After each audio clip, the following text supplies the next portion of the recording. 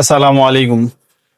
আমার স্ক্রিনের উপর যে ব্যক্তিটিকে দেখতেছেন এই ব্যক্তিটি একটি ফ্রড, জোচ্চোর, বাটপার। এখন আমার এই কথাগুলো শুনে আপনারা আবার কমেন্ট বক্সে যাই গালাগালি করিয়েন না।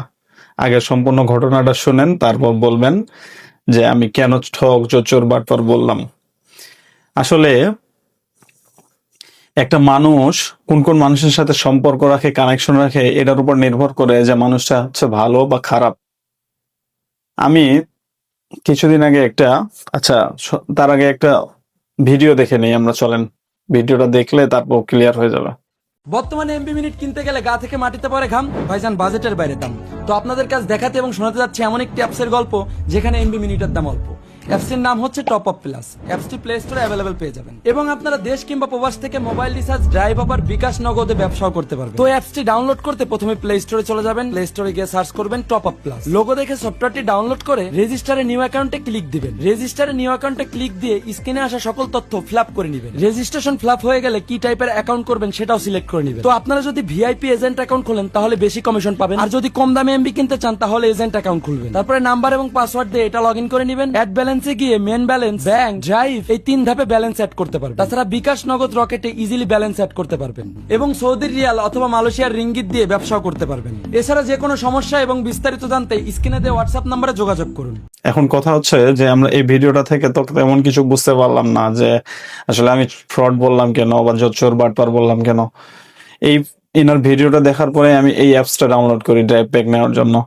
ড্রাইভ প্যাক নেওয়ার জন্য যখন ডাউনলোড করি, ডাউনলোড করার পরে আমি 1000 টাকার মতো ড্রাইভ প্যাক নেওয়ার জন্য একটা লোড নেই, কিন্তু পরবর্তীতে আমাকে ড্রাইভ প্যাক দেওয়া হয় না। আমি ভাবলাম হয়তো অ্যাপের কোনো সমস্যা হচ্ছে, এই জন্য আসতেছে না ড্রাইভ প্যাকটা। কালকে ট্রাই করব, পরশুদিন ট্রাই করব, এরকম 10-12 দিন মতো অপেক্ষা করছি, ট্রাই করতে আছি রেগুলার, কিন্তু দেয়া হয় নাই।